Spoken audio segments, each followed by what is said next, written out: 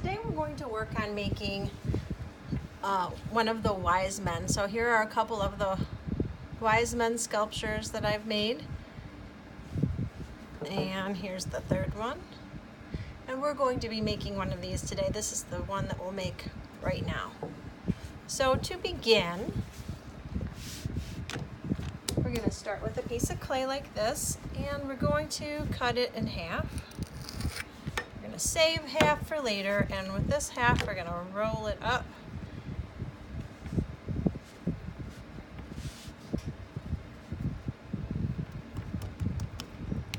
And we're going to tap it on both ends and roll it a little until we have a nice cylinder shape.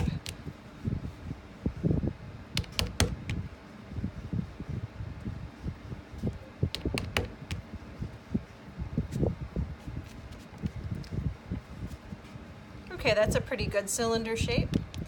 We want to make it hollow inside, so we'll put our finger in the middle of the bottom of it. That will help it to be a uniform thickness, and it will help it dry faster.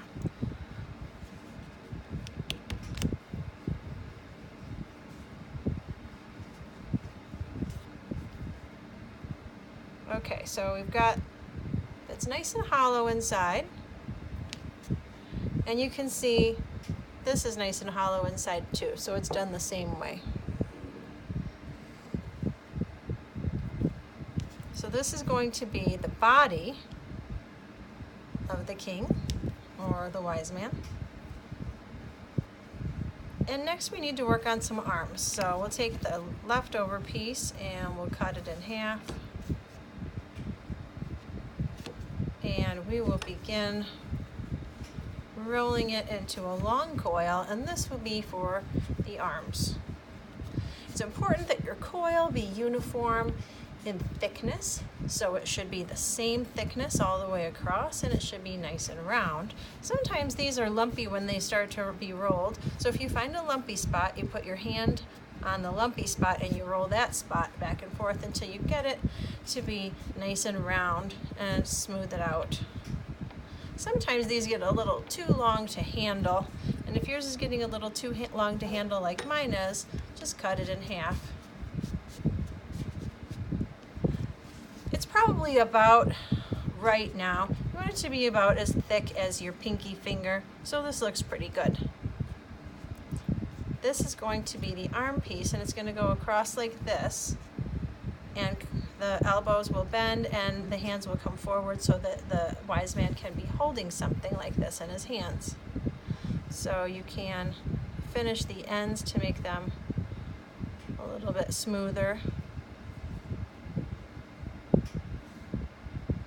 And we're going to attach this using a method called scratch and attach. So for this, we're going to try a toothbrush dipped in water, and we will scratch the surface of the top of our cylinder and down the sides where the arms will go, and also scratch the surface of the coil, and then we can place it right on top here and press it into place.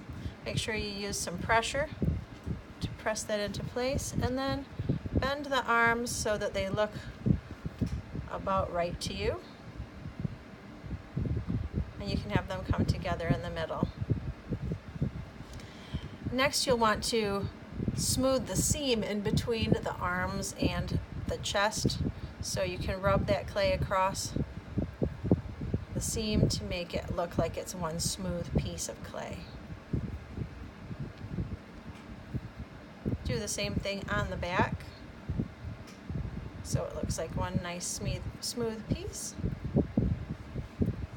And now we have a pretty nice body with a couple of hands sticking forward. I think my hands, the arms are just slightly on the long side, so I might trim them off a little bit.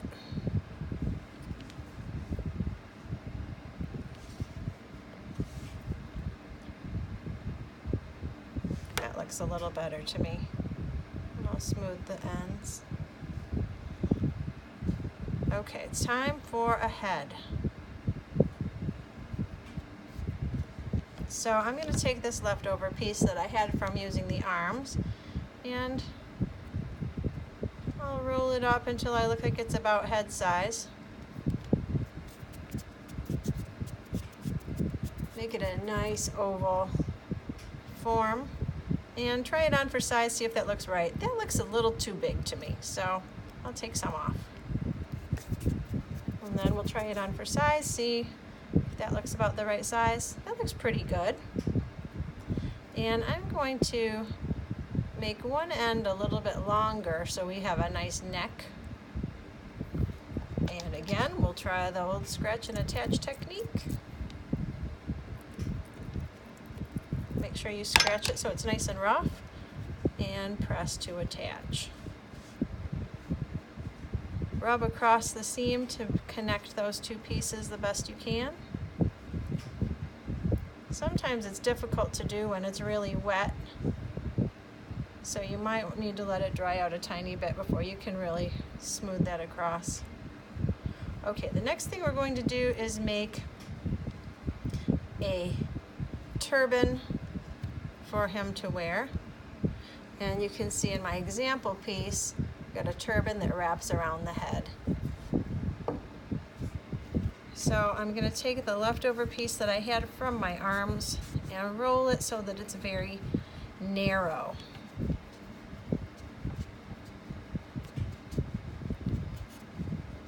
So this will be at least as thin as my pin tool, so see how thin that is? It's pretty thin.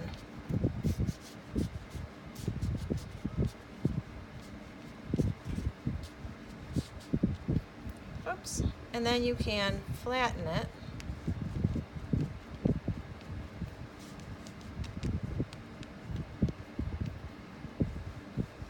So it looks kind of like a long, thin piece of cloth.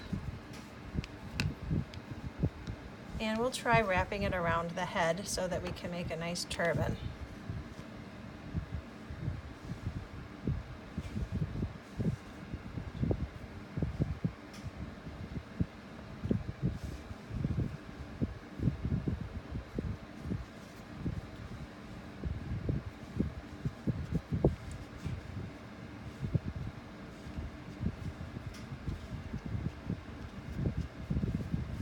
Looks pretty good. And I'm going to try to attach the neck a little bit better to the body here by smoothing the clay across that seam. Make sure it's really attached. We don't want anything falling apart.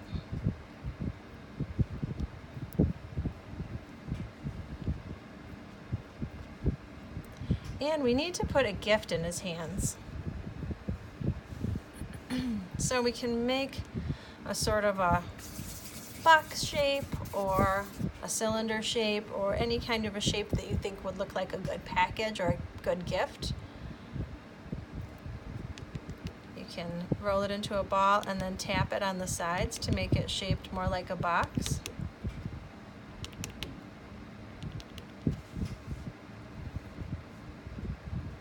And I'm pinching it on the top and bottom and pressing it on the side so that I can form it into a nice little rectangular box shape. And you can decorate this to make it look special and fancy if you'd like to, any way you choose.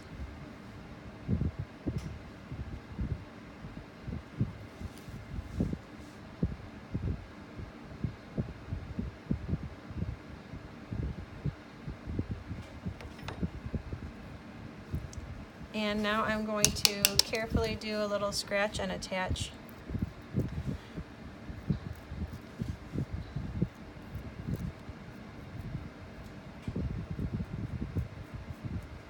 It's important to get this scratched up enough so that it will attach completely.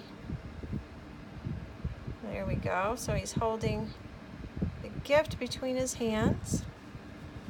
And next you can decorate his face. Maybe you want to pinch forward a little bit of a nose shape and put in a couple of eyes, possibly a mouth, or you could choose to put a beard on. I put a beard on this one, and if you want to do the same, you can take any little leftover bits of clay that you might have, roll them into a little ball and press it flat. And you can try to smooth the edges so they're not falling apart, and make it into the shape of a little beard. I think it works well if you cut a kind of a curved shape out of the top so that it fits on like a nice little beard shape like this, and then you can scratch and attach.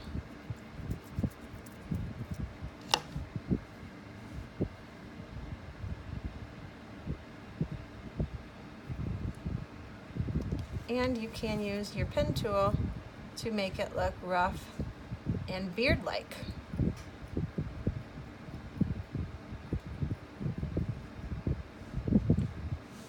If you want to, you can also add some hair coming out at the bottom of the turban.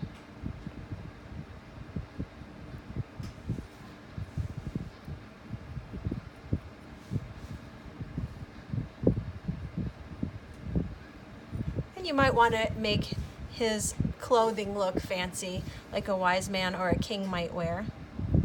So you can decorate it any way you choose.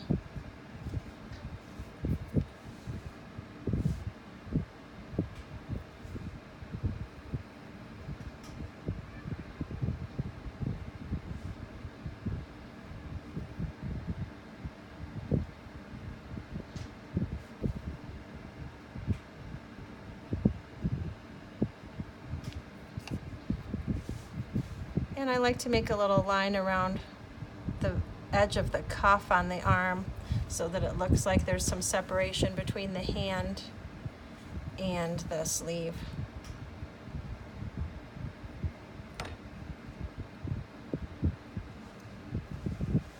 Last but not least, make sure that you put your name on the bottom.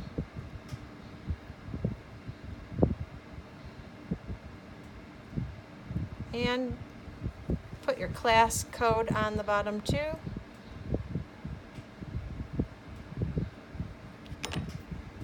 And you can set this aside to let it dry. Nice work. Have fun.